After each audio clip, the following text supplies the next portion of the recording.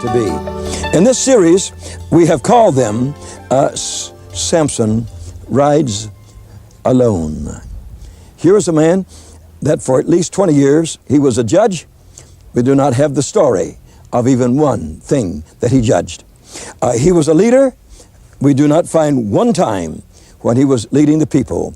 We find him hound dogging around the country, making love to foreign women and causing sorrow and destruction. Nothing constructive. And so we wish to bring to you in this episode of Samson, the strongest man who ever lived.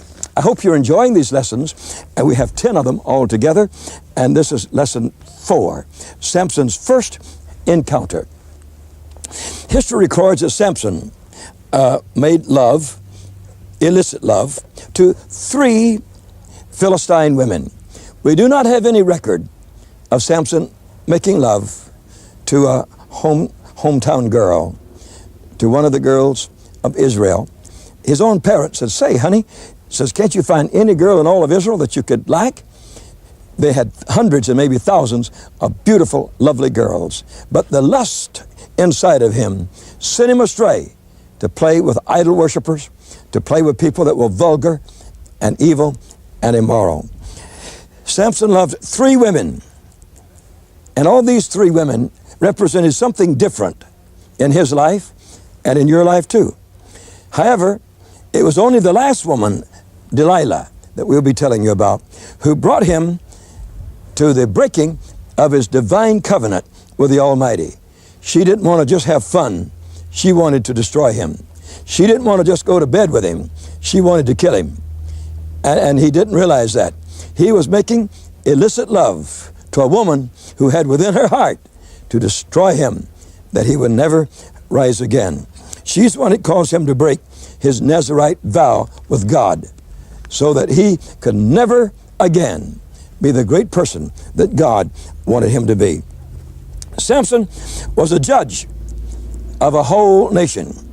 The God Jehovah had moved in Samson's life, making him a great one, a strong one, a mighty one. He understood how this strength gave him political power. He understood that. He knew that because of this supernatural power, he also had political power and possibly also had wealth. He was the head of a nation. Samson understood the power of material gain. You see, he understood that. And yet, he gave himself to sex. He gave himself to a desire for strange women rather than constructive, building a nation, building a community, building a family, building anything good. Samson, the strongest man that ever lived, did not bless humanity as he could have blessed humanity. He understood a desire for God. There were times when he desired God. God moved in his life in very wonderful ways. And only Samson could determine his place in history. And Samson did determine his place in history. On the great scoreboards outside of the theaters, it says Samson and Delilah. But it is not a story that builds a family. It's a story of illicit love. And after 3,000 years, mocking and laughing at a man who knew the way, but he didn't walk in it. He went his own way and had his own destiny. Samson's first encounter at today's lesson is found in Judges chapter 14, beginning in verse 1. It says, Samson went down to Timnath. Now that means that from up the way here, about 5 miles, he comes over here to this village. And in his village, they were Jews. It was a part of Dan, kind of close up toward Jerusalem. And in this area, there were Philistines. So he went down, 5 miles from home and from his father's house, 5 miles, and he found a woman of the Philistines. And this woman has no recorded name. Yeah, she lived and she died, but had no name. She was a pagan. She was an idol worshiper. She was blessed with a beautiful body, and that's all Samson wanted, was a beautiful body. If that is all in life that you're seeking for, there's trouble. There's trouble for you. I can promise you right now, there's great trouble for anyone that all they're looking for in life is a beautiful body. Samson lusted after this woman's body. He got her body, but lost her destiny. This woman, in a way, represents what we call the world. There's glitter there, there's beauty there, but there's also destruction there. The story is told in Judges chapter 14 and verse 2. It says, Samson came up from Timnath, right here, back up to his home, 5 miles away, and told his father and his mother, I have seen a woman in Timnath of the daughters of the Philistines. Now therefore, get her for me. Samson demands his parents. Of course, he was a grown man. He was the judge of Israel. To told them to go down to Timnath and make arrangements for a marriage with these people. That was in the days when parents made arrangements for weddings. And so Samson, being a young man, he could not bargain for a wife, so he had to have his parents to do the bargaining and also pay the dowry. And so his parents went down to Timnath to take care of this for him. In verse 3 of that Judges chapter 14, his mother and father said, Samson, is there never a woman among the daughters of your brethren, among all of your people? You go to take a wife of the uncircumcised Philistines? Even Moses had said, don't do it.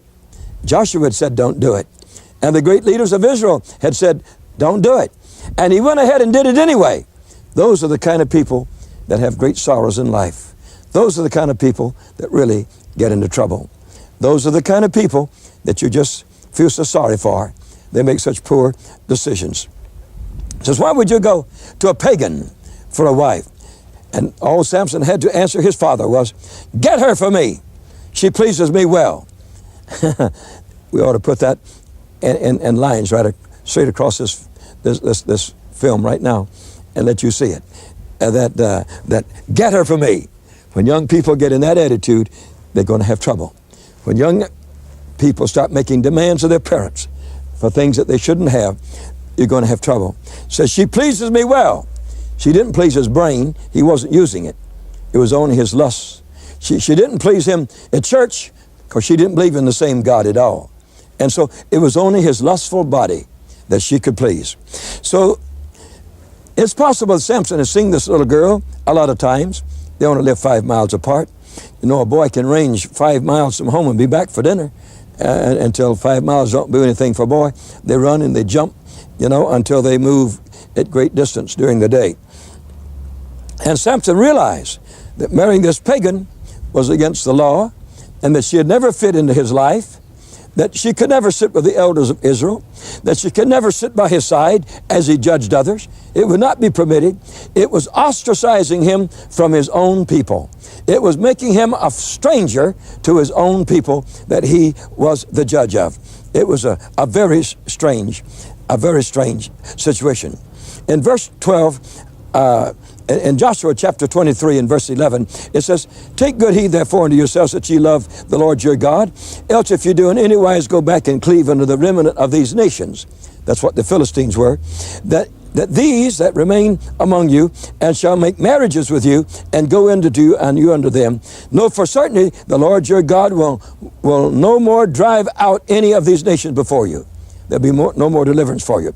But they shall be snares, they shall be traps, they shall be scourges in your sides, they shall be thorns in your eyes. Now, no doubt he had read that in Joshua chapter 23. He had read that. He didn't think he'd ever lose his eyes, but he did. Until ye perish from off this good land which the Lord your God's given you. Now that was in the law, and he read it. He had to know it was in the law, and he read it.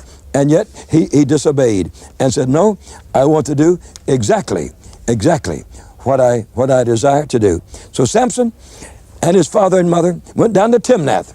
That's where we're standing right here now, in the town of Timnath, in the ruins of Timnath. And he came by the vineyards of Timnath. We've seen those vineyards. Maybe we can take a little picture of them a little later for you. The vineyards of Timnath, and a young lion roared against him. And the Spirit of Jehovah, isn't that something? Doing the wrong thing, and the Spirit of Jehovah came mightily upon Samson. He rent the lion as you would rend a little kid or a little goat, and with nothing in his hand. But he did not tell his father or his mother. You know, there was some greatness in the man. If some of you men were to kill a rabbit, you'd tell the whole neighborhood about it. And here's a man that killed a lion and didn't even tell his parents about it. Told nobody.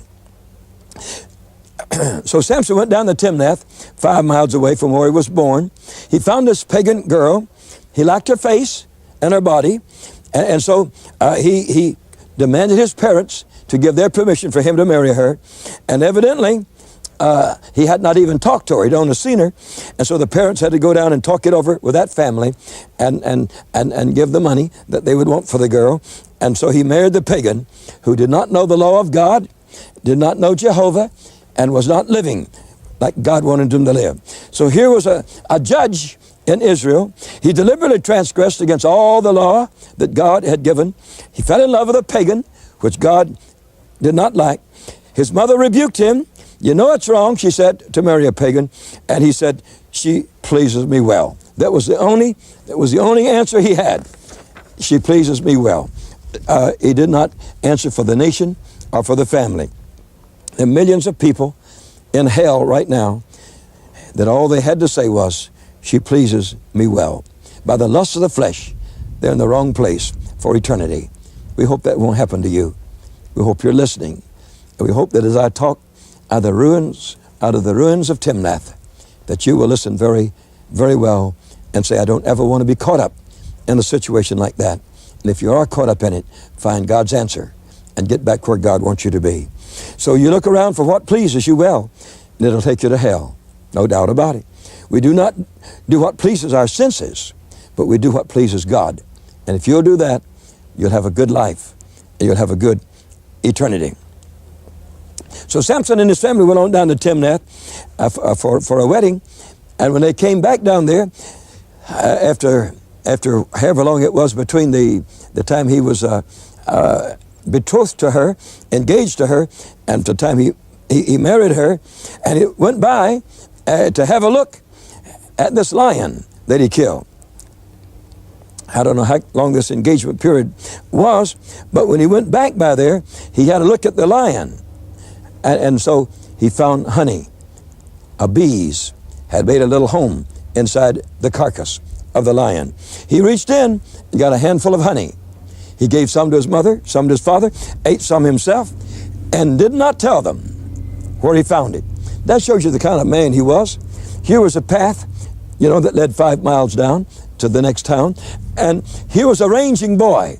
That side, this side, top side, bottom side, running and jumping. And the parents were walking slowly along the same path. No doubt very sad. He brought them some honey, and they felt better. At the wedding, where he had only pagans, none of God's people there with him, Samson said, let's have some fun, everybody. I'll make up a riddle. And if you can answer it, he had 30 young men there that the heathen had said, these are the young men you have to feed and you have to have as your companions as part of your entourage for your wedding. And so he said to these 30 young men, let me give you a riddle. They said, all right. And so he gave them a riddle. He says, now, out of the eater, there came forth strength. You see, they couldn't believe it. And out of the strong, there came forth sweetness. And they couldn't imagine what he was talking about. And so here he was. His best man was a pagan, and those that with him were all pagans. And so he told them the riddle, and then they couldn't get it, and they were angry at the girl he married. They all knew the girl, she lived there. They were so angry with her they could kill her. They said, if you don't find out what this riddle is, said, did you bring us here for us all to lose a change of garment? He's going to take 30 changes of garment off of us if we don't find out that riddle. And so the feast was for 7 days. And after the first day, when he gave the riddle, they began to plague the woman. Tell us what that thing is. She says, I don't know. And she would go to him and cry and said, if you love me. When a woman starts telling you that, you better start running. Says, if you love me, you tell me what it is. He said, well, I haven't even told my mother and father. Why should I tell you? And we've just gotten married. And she plagued him day and night, crying, the Bible says, begging him, what is the riddle? Tell me what the riddle is. We want to know what the riddle is. And so finally, on the 7th day, she told him. And of course, she went straight and told the 30 men that were part of the great banquet. And when she told them, he became very angry and said, if you hadn't plowed my heifer, you wouldn't have found out about it. And he was so angry, he walked right off and left his gal that he had been living with for a week. He walked right off and went home without her. He said, if you had not, that's in Judges 14:18, if you had not plowed my heifer, you would have found out my riddle. And so he went, he was angry, and he went home. He stayed home a few days or a few weeks or whatnot. We don't know exactly how long. Then he decided he'd come back. So he brought a live kid along, a young goat, for them all to have a banquet with again, and gave it to them and said, I've come back, I've gotten over my anger. And the father looked at him and said, oh no, you can't have your wife. Now I don't know where he's gone, 2 weeks or 3 weeks or what. He says, we have given your wife to your best man. And said, he's been sleeping with her now. But says, I've got another girl. You know, the pagans always have another one. You can always get another devil. There's no problem about it. And says, how about her sister? So she's prettier than she is. And Samson was so angry that he says, I'll have to do something about this. So the first thing he did, he went down to Escalon, and we're going to be going down toward Escalon. And down in Escalon, he killed 30 men, brought the garments back up and threw them at their feet and gave them to them. And then he went on off home. So when he came back, he caught 300 foxes somewhere in these hills around here. And the grain was ripe, and the vineyards are ripe. And he put fire to them and turned them loose, and they burned down the grain, and they burned the barns and caused devastation. And the people got so angry in this area. They said, who did it? They said, Samson. Why? It says, because they gave his wife to another man. Those villagers went and burned her daddy, her mother, and her new boyfriend. Burned the whole lot. You see, they were so angry. They were so angry. So here was a man going from trouble to trouble. Yeah, he'd killed 30 men down in Escalon, which was quite a way down there, and brought the raiment body up and threw that dirty clothes and those bloody raiment, you know, right down at their feet, and there it was. And in Judges 14:19, it tells you about it. It says the Spirit of the Lord came upon him.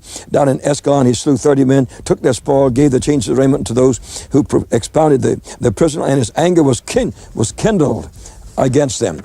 And so, after he had taken the 300 foxes in Judges chapter 15, put firebrands between their tails, and they burned up all of the enemy's grain, he went up on the rock Etam, very close by here, went up on the rock Etam and sat down up there.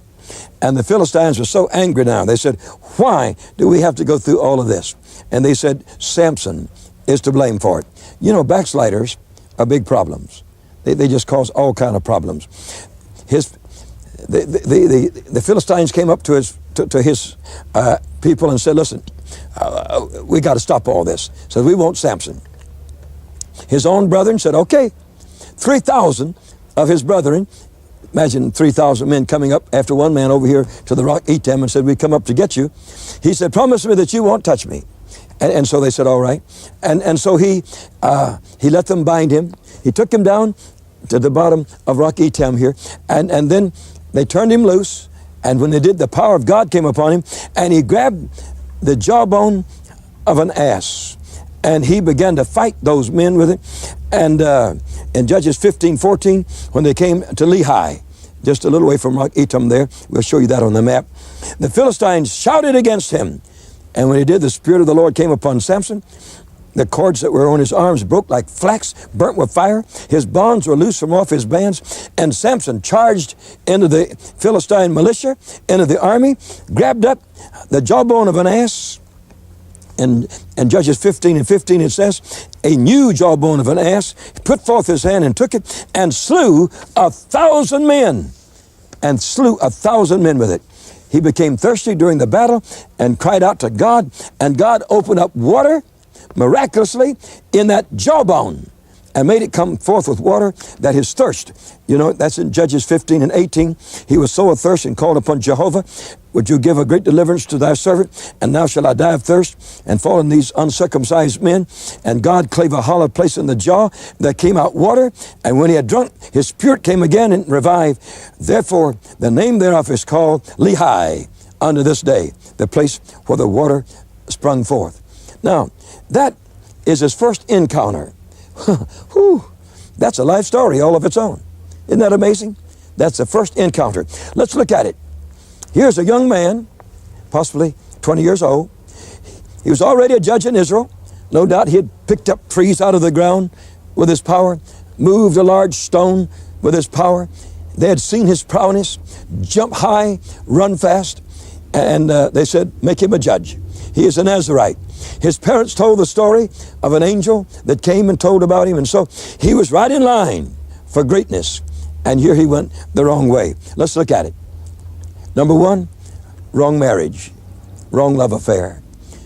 Young man, young lady, you can marry the wrong person and ruin your whole life. Please believe me, you certainly can. This strange woman, not of his belief, not of his religion, not of his type of family, she deceived him. She lied to her own husband. She should have grabbed him and held on to him and said, Samson, take me to your home. They're going to kill me here. No, she didn't do that. She lied and deceived her own husband. Because of that, he became angry and killed 30 soldiers in Ascalon, right over close by here by the sea. He went back and threw those down and gave them to the 30 men that were at his wedding. Then he separated from his wife. Separation from your wife is not new. It's as old as the devil almost. I wouldn't get involved in it if I were you. He separated from his wife. And then the people in Timnath were angry, and they burned his wife and the whole family, burned them. Then Samson got angry about that, and he burned down their wheat harvest. He was so angry. And then they came to take him and to kill him, and right here in Lehi, we find again that Samson slew 1,000 men with a jawbone of an ass. One might expect such an awful experience to teach this man a great lesson. But in our next lesson, we're going to study Samson's second encounter. The first encounter was enough for a lifetime. But the second encounter is very interesting also.